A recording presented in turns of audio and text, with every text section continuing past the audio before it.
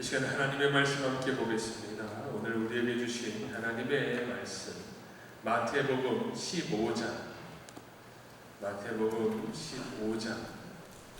21절에서 28절까지의 말씀입니다.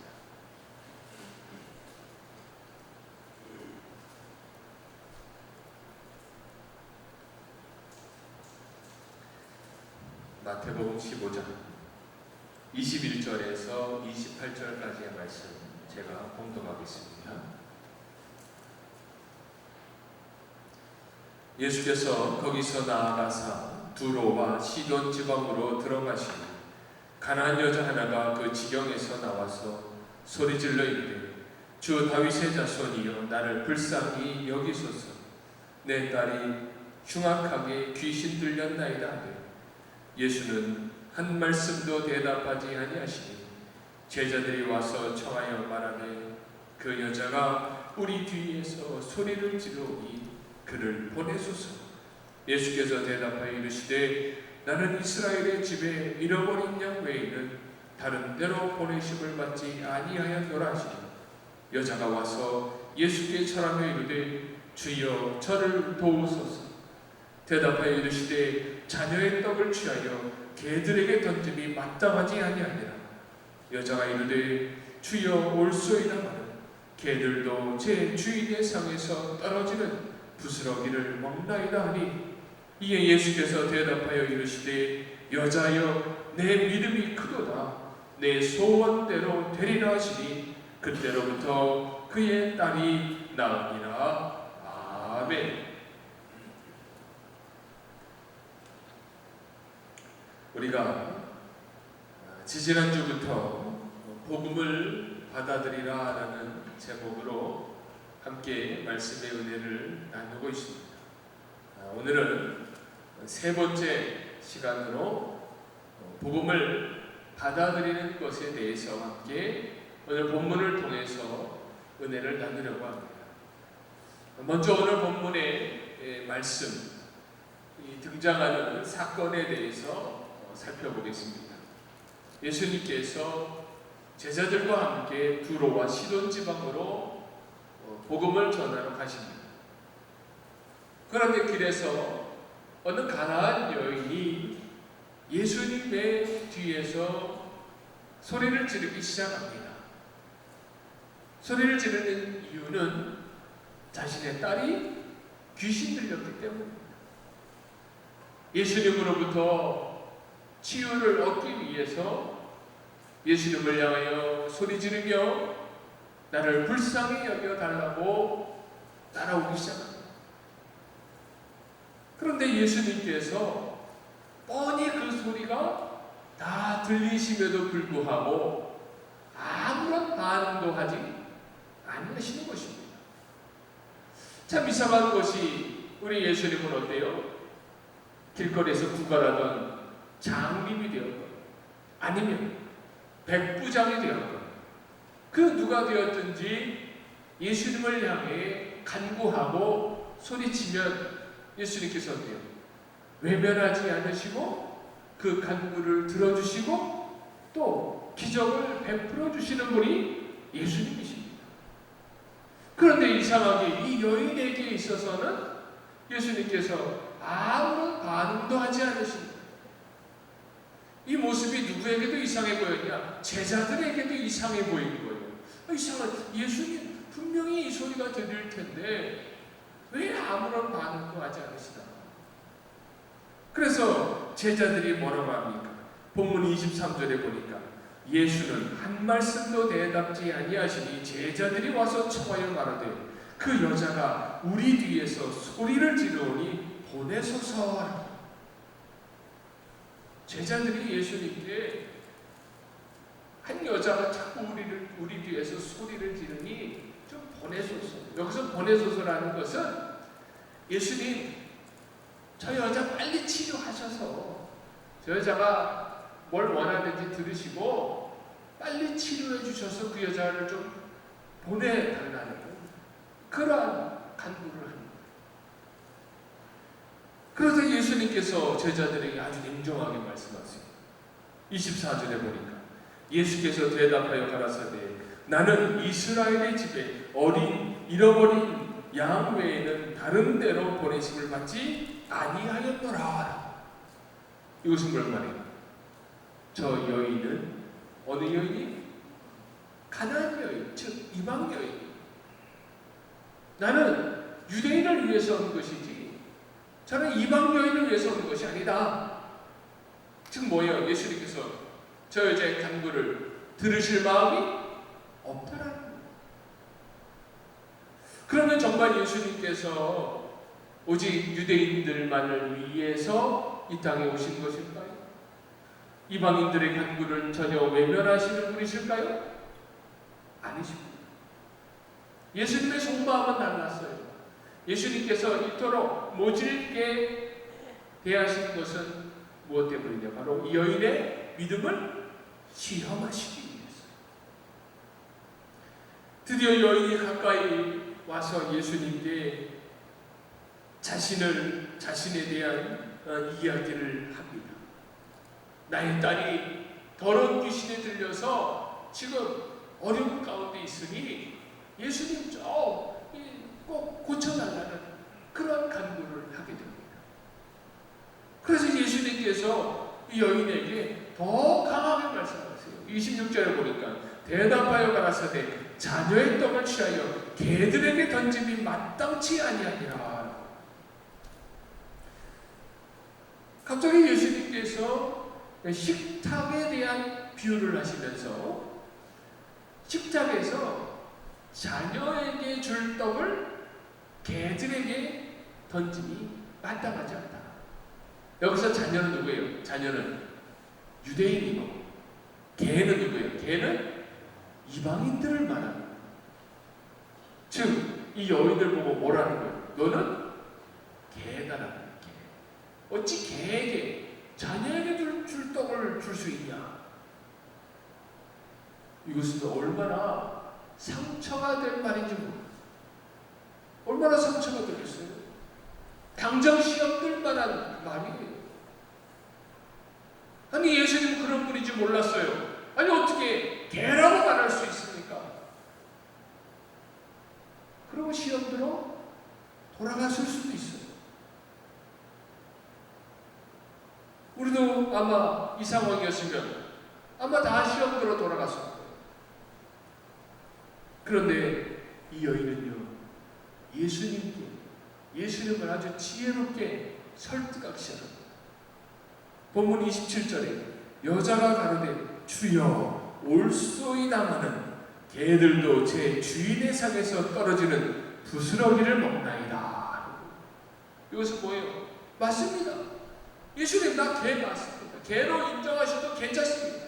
그런데 개들도 주인의 상에서 떨어지는 부스러기 정도를 먹지 않습니까? 예수님께서는 이 고백을 들으시고 이 여인을 칭찬하십니다. 네 믿음이 크다. 네 믿음이 크다. 네가 원하는 대로 다 될 것이다. 그 즉시 그의 딸이 어때? 그의 딸이 병에서 낫게 되었다. 그러면 오늘 본문에서 등장하는 예수님께서 이 여인에게 은혜를 주셨는데 과연 이 은혜는 부스러기 은혜일까요? 아니면 자녀에게 주시는 은혜일까요? 이것은 부스러기 은혜가. 예수님은 이 여인에게 부스러기 은혜를 주신 게 아니에요. 예수님은 여인에게 자녀의 은혜를 주신 거예요. 부스러기를 먹는 자리에 앉아있는 것이 아니라 그 여인을 잡아 이끌어 어느 자리에 앉으셨어요? 예수님이 차려주신 그 식탁의 자리에 그 여인을 앉혀주셨다. 오늘 본문을 통해 우리가 깨달아야 되는 것, 복음을 받아들이는 것 세 번째, 바로 예수님과 함께 식탁에 앉는 것입니다. 이것이 바로 복음을 받아들이는 것입니다. 함께 식탁에 앉아 식사를 하는 것은요, 아주 귀한 일입니다. 식사라는 것은 단순히 우리의 배고픔을 해결하기 위한 수단만으로 사용되어지는 것이 아닙니다. 함께 식탁에 앉는다라는 것은 상대방을 어때요? 상대방을 내가 귀하게 여기는 것이고 친밀감과 하나됨의 깊은 교제를 위한 수단으로 사용하는 것이 바로 함께 식사를 하는 것입니다.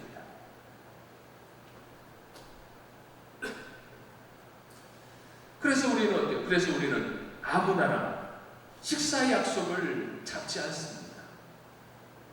저도 지난주에 우리 교회가 그동안 미뤘던 위임식과 임직식, 은퇴식을 더 이상 미룰 수가 없고 또 정부에서도 마스크를 잘 착용하여 안전수칙을 잘 지키면 예배 가운데 전혀 확진이 나타나지 않음을 정부에서도 이야기했기 때문에 우리도 식사는 못하지만 충분히 예식은 드릴 수 있어 9월 13일 날 이제 이 예식을 진행하기로 했습니다. 그래서 그 일을 주관해 주실 노 회장 목사님께 또 부탁을 드리고 그 부탁을 드리며 함께 식사하기 위해서 약속을 정했습니다. 저를 포함 세 분의 목사님이 함께 이제 식사를 하게 되겠습니다. 음식이 나와서 먹기 시작하면 제가 물었습니다. 목사님, 어떻게 입맛에 맞으신가요? 좀 더 좋은 것을 대접해 드려야 되는데 죄송합니다. 그랬더니 그 목사님이 뭐라고 말씀하시냐? 좋은 사람과 함께 식사를 하니 그것이 가장 귀합니다. 그렇습니다. 어떤 사람과 함께 식탁에 앉아 식사를 하느냐에 따라서 그 음식의 맛은 결정되어지는 것이고 함께하는 식사는 그 식탁의 음식보다 함께하는 사람이 더 중요한 것입니다. 이 중요함을 무엇을 통해 알게 된 거예요? 바로 함께 식사하는 이 식탁의 자리를 통해 우리가 알게 된다는 거예요. 그래서 우리가 가장 중요한 사람이 누구예요? 바로 가족이에요. 가족이 왜 귀하냐? 함께 식탁에 앉아 식사를 하기 때문에 가족이 가장 귀한 거예요. 그런 의미에서 저는 빨리 우리 교회도 주일 점심 식사를 했으면 좋겠어요. 성도님들과 함께 식탁의 교제를 나누지 못하니 참 마음 한켠이 쓸쓸하고 얼마나 서운한지 모릅니다.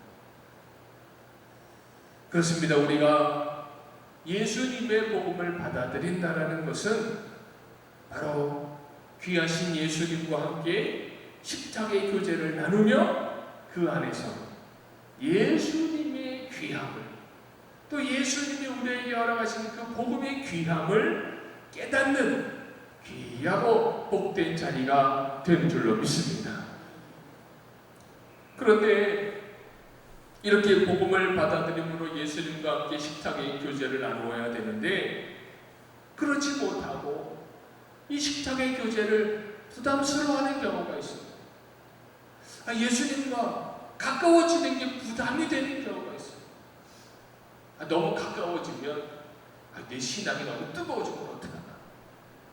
행여나 예수님께서 내 안에 있는 더러운 죄를 혹시나 다 들여다보시지는 않을까. 예수님과 가까워지는 것이 부담스럽게 느껴지는 경우가 있어요. 그것은 무엇입니까? 그런데 그렇다고 해서 예수님과 가까워지는 것이 부담스럽다고 해서 그럼 예수님을 모른 척하고 예수님의 은혜를 거부하느냐? 그건 아니에요. 그건 또 아니다.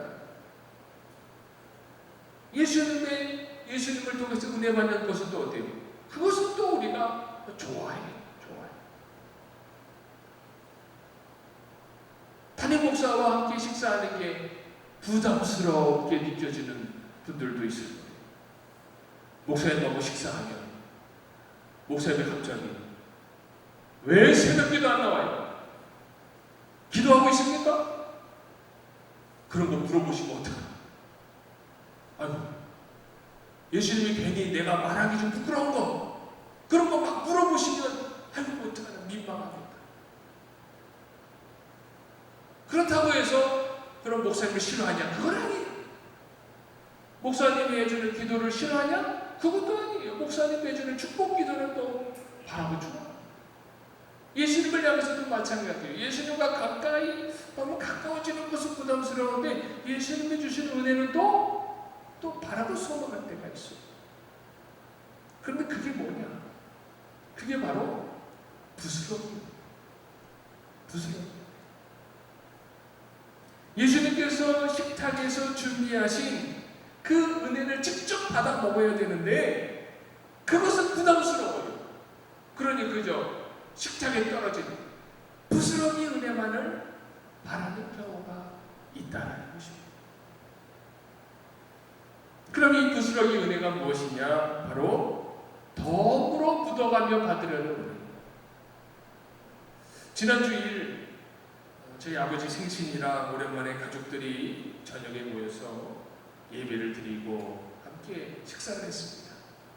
그때 이제 아버지 목사님이 이제 예배 가운데 설교를 하시는데 당신이 존경하시던 목사님이 글을 쓰셨는데 그 글이 참 귀해서 그것을 읽어주셨어요. 이창호 목사님이라는 분인데 요즘 이 코로나 바이러스 때문에 세상뿐만 아니라 교회 안에서도 신앙의 커다란 변화의 바람이 불고 있다는 그런 주제의 글이었어요. 그 글을 제가 잠시 좀 읽어드리겠습니다. 코로나는 집단 신앙 성장에서 개인 신앙 성장이라는 새로운 과제를 주었다. 어쩌면 나는 예배를 통해 집단 신앙 성장만을 강조해오지는 않았나 묵상해 보았다. 지금까지 개인적 신앙 성장보다 집단에 묻어가는 식의 신앙 성장을 해오지는 않았나 생각이 들었다. 교회가 성경 공부를 많이 하고 있으니 나는 성경 공부하지 않고 교회에 묻어가면 되지. 교회가 구제를 많이 하고 있으니 나는 구제하지 않고 교회에 묻어가면 되지. 교회가 기도를 열심히 하고 있으니 나는 기도하지 않고 교회에 묻어가면 되지. 교회가 전도를 열심히 하고 있으니 나는 전도하지 않고 교회에 묻어가면 되지. 교회가 지역의 큰 일을 감당하고 있으니 나는 일하지 않고 교회에 묻어가면 되지. 교회가 해외 선교를 많이 하고 있으니 나는 선교하지. 과연 우리도 혹시 나도 혹시 나는 제대로 하지 않으면서 그저 묻어가며 부스러기 은혜만을 사모하고 있지는 않은가 그런 생각을 해보았습니다.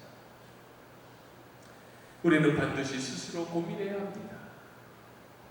내가 지금 제대로 된 은혜를 구하고 있는가 아니면 부스러기 은혜만을 구하고 있는가. 하나님은 우리를 위해서 어떠한 은혜를 준비하실까요? 우리에게 부스러기 은혜를 주시기 위해서 준비하실까요? 아니에요. 주님께서 우리에게 정작 주시려는 은혜는 부스러기 은혜도 아니요 묻어가는 은혜도 아닙니다.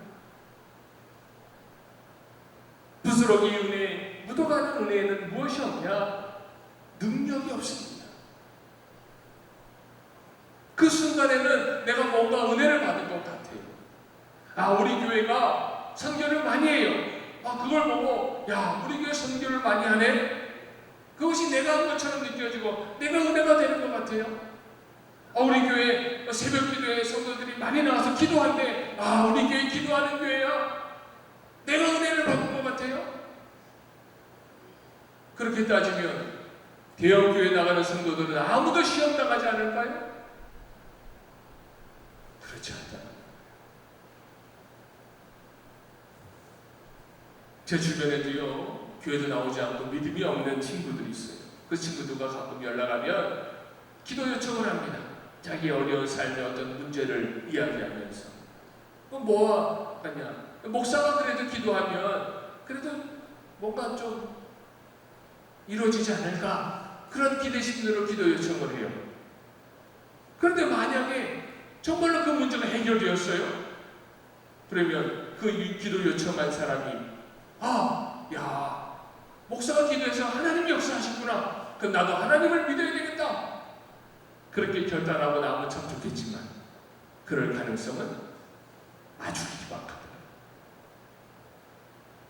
자기 입으로는 이 문제만 해결되면 나 이제 열심히 교회 나가겠다 호언장담하는 사람도 그것을 이루기는 어려워요.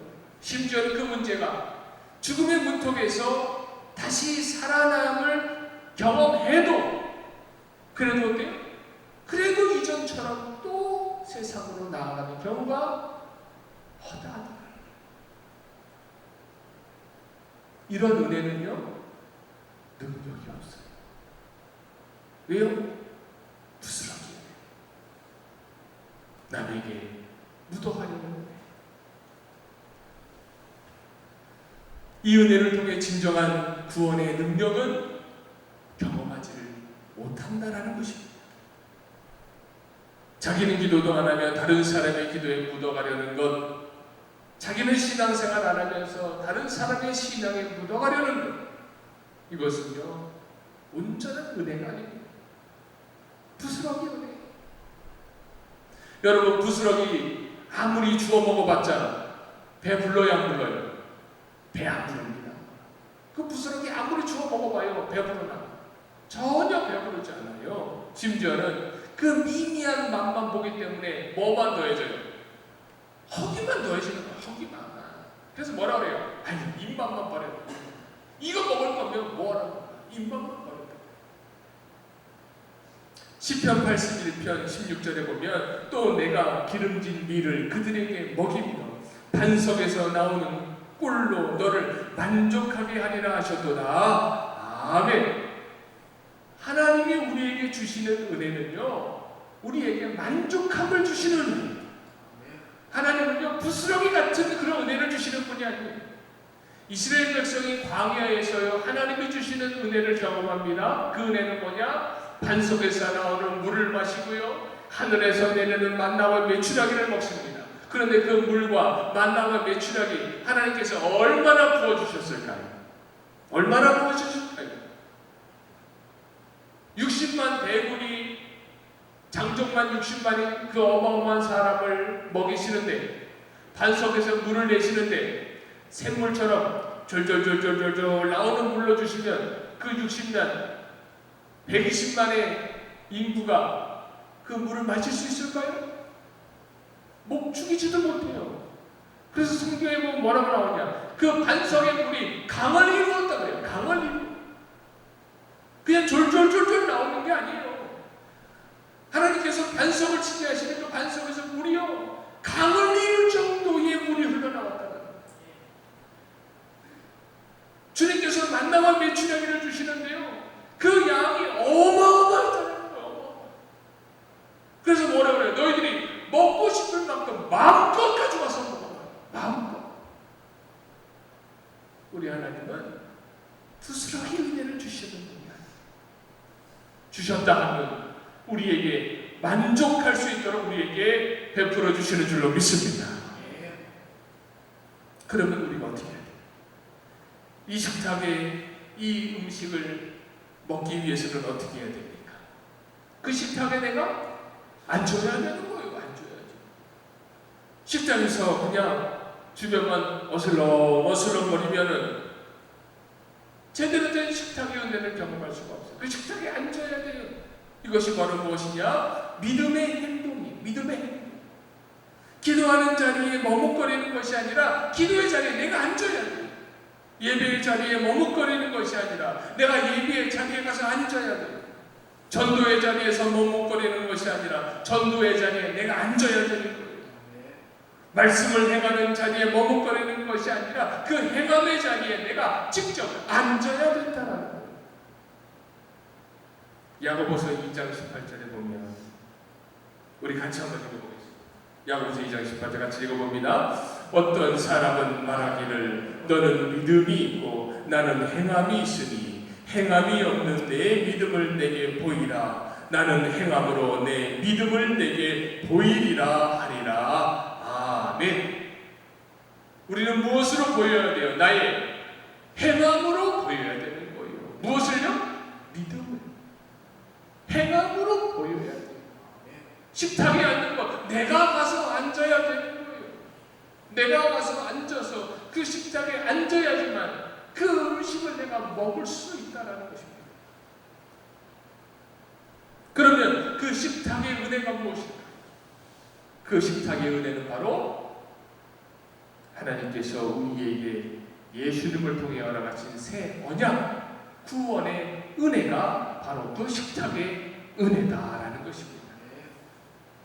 예수님께서 복음의 새 언약, 너희들이 나를 믿고 섬기고 믿음을 갖지 않으면 구원을 얻으리라. 이 언약, 이 복음의 언약을 예수님께서 언제 주셨을까요?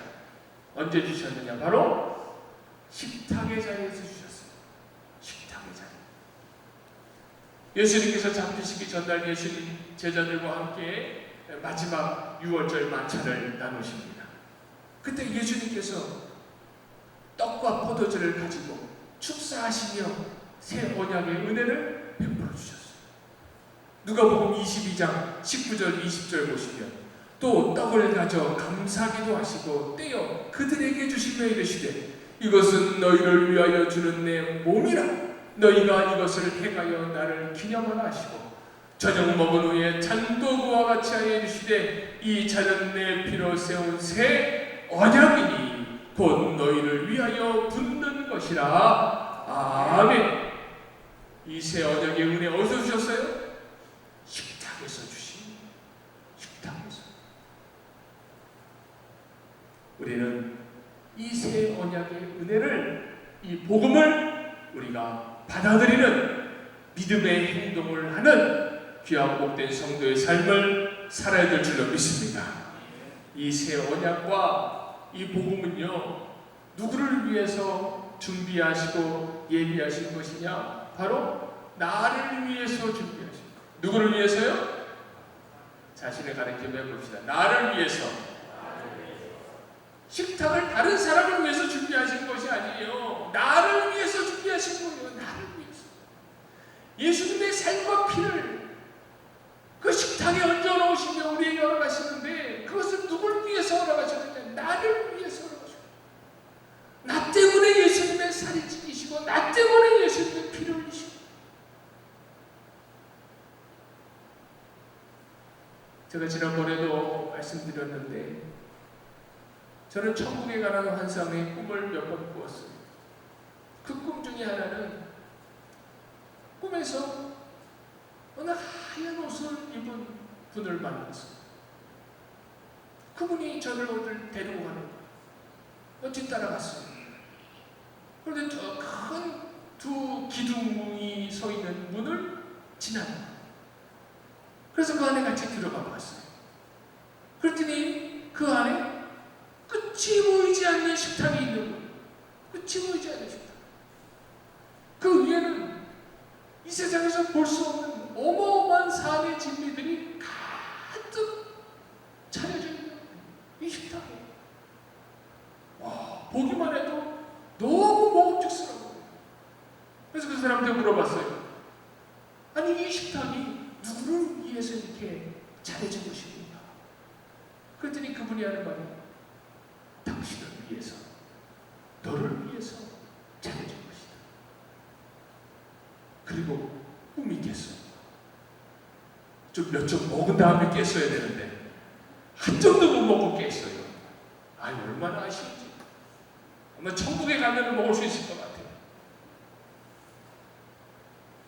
주님께서 왜 식탁을 차려놓으시느냐? 바로 나를 위해서 차려놓으시고, 그것도 모르고 우리는 땅바닥에 떨어진 부스러기만 잡으러 다녀서는 안 된다. 부스러기 은혜를 사모하는 것이 아니다. 정말 하나님께서 나를 위해 예비하시고 준비하신 그 놀라운 복음의 은혜, 그 구원의 은혜를 우리가 먹고 마셔야 될 줄로 믿습니다. 우리의 믿음의 결단과 믿음의 하나님이 우리를 위해서 준비하신 그 식탁의 은혜를 먹고 마시며 누리시는 우리 성도님들 되시기를 주의 이름으로 간절히 축원합니다. 아멘. 이 시간에 함께 기도하겠습니다. 주신 말씀 붙들고 결단하며 기도합시다. 주님, 행여나 내가 부스러기 은혜만을 찾고 있진 않았습니까? 정작 주님께서 나를 위해 예비하신 그 식탁의 은혜를 누리지 못하고 믿음의 결단의 행동으로 그 식탁에 앉지 못하고 여전히 뱅뱅 돌며 부스러기만 구하지 않았습니까? 주님, 우리가 믿음의 결단을 하여 주님의 식탁에 앉겠나이다. 주님께서 우리에게 예비하신, 준비하신 복음의 은혜, 구원의 은혜, 놀라운 축복의 은혜를 우리가 그 식탁에 앉아 먹고 마시게 하여 주시옵소서. 이 시간 귀한 결단을 주님 앞에 드리며 기도하겠습니다. 다 함께 주여 한번 부르고 통성으로 기도합니다. 주여, 하나님 감사합니다. 오늘도 우리에게 귀한 식탁을 허락하시니 하나님 감사합니다. 주여, 우리가 주님께서 우리를 위하여, 나를 위하여 준비하시고 예비하시고 그 식탁에 차려진 산의 진리, 그 놀라운 은혜, 구원의 은혜, 세운적의 은혜, 복문의 은혜, 이 땅에서 받을 놀라운 축복의 은혜를 우리가 다 먹고 마시게 하여 주시옵소서. 주님께서는 우리를 위하여 살을 지키시고 피를 흘리시며 그 귀한 식탁을 준비하셨는데 행여나 우리는 부스러기 은혜만을 구하지 않았습니까? 기도의 자리에 앉지 못하고 예배의 자리에 앉지 못하고 전도의 자리에 앉지 못하고 선교의 자리에 앉지 못하지 않았습니까? 주여, 우리가 결단합니다. 아버지, 이제 더 이상 부스러기 은혜만을 소망하는 것이 아니라 주님께서 너에게 허락하신, 나를 위하여 준비하시고 예비하신 그 놀라운 식탁의 은혜를 아버지 우리가 누리게 하여 주시옵소서. 예수님의 살과 피를 직접 먹고 마시는 은혜를 누리게 하여 주시옵소서. 주님께서 나를 위해 예비하시고 나를 위해 준비하신 그 놀라우신 기적의 은혜, 복음의 은혜, 치유의 은혜, 회복의 은혜, 아버지 그 은혜를 우리가 누리겠나이다. 결단하여 주님 앞에 나아가게 하여 주시옵소서. 결단하여 믿음으로 기도의 자리에 나아가고, 결단하여 믿음으로 예배의 자리에 나아가고, 결단하여 믿음으로 전도의 자리, 선교의 자리, 말씀의 자리로 나아가게 하여 주시옵소서. 그곳에서 주님을 만나게 하여 주시옵소서. 그곳에서 주님을 만나고 식탁의 은혜를 누리는 자들이 되게 하여 주시옵소서. 오직 주님의 은혜를 사모하오니 하나님 은혜를 더하여 주시옵소서. 아버지, 코로나로 인해 어려운 상황 가운데 있습니다. 아버지, 이런 상황 가운데 더욱더 주님의 식탁의 은혜를 나누어 우리의 신앙에 불이 붙게 하시고 우리의 기도에 불이 붙게 하시고 우리의 예배에 불이 붙게 하여 주시옵소서. 점점 더 주님께서 허락하신 식탁의 은혜를 경험하지 못하여 굶주려가고 영이 무너지는 것이 아니요, 아버지 주님께서 은혜에 의하신 그 은혜를 받아 누림으로 말미암아 우리의 영이 더욱더 강건하게 하시고 살찌게 하시고 힘있게 하여 주시옵소서. 오직 주님의 은혜를 사모하오니 하나님의 놀라우신 역사가 우리 가운데 풍성히 임하기를 원합니다. 하나님의 놀라우신 은혜가 아버지 우리 가운데 풍성히 임하기를 원하오니 주님께서 예비하신 그 식탁의 은혜를 먹고 마셔 강건케 하여 주시옵소서. 오직 주님의 은혜를 사모하여 결단하고 나아가오니 주여, 우리 가운데 은혜를 받아주시고 믿음의 결단을 이루게 하여 주시옵소서. 믿음의 결단을 이루게 하여 주시옵소서. 오직 주님 앞에 감사합니다. 주님 역사하여 주시옵소서. 주님, 오늘도 우리를 위하여 귀한 은혜의 식탁을 허락하여 주시니 감사합니다. 주여, 우리 안에 믿음의 결단이 있게 하여 주시옵소서. 더 이상 부스러기 은혜만을 사모하는 것이 아니라 주님께서 우리를 위하여 준비하시고 예비하신 식탁의 은혜를 받아 누리게 하여 주시옵소서. 코로나로 인해 우리의 신앙이 점점 더 연약해지지 않습니까? 행여나 부스러기만을 먹고 마시고 있지 않습니까? 아버지, 이러한 때에 더욱더 주님께서 우리에게 예비하신 새 언약의 은혜, 구원의 은혜, 복음의 은혜, 축복의 은혜를 누리게 하여 주시옵소서. 우리의 신앙이 불붙게 하시고 우리의 기도가 불붙게 하시고 우리의 예배가 불붙게 하여 주시옵소서. 오직 주님께서 우리에게 예비하시고 허락하신 놀라우신 은혜를 먹고 마심으로 날마다 더욱더 강건케 하여 주시옵소서. 예수님의 이름으로 기도드리옵나이다. 아멘.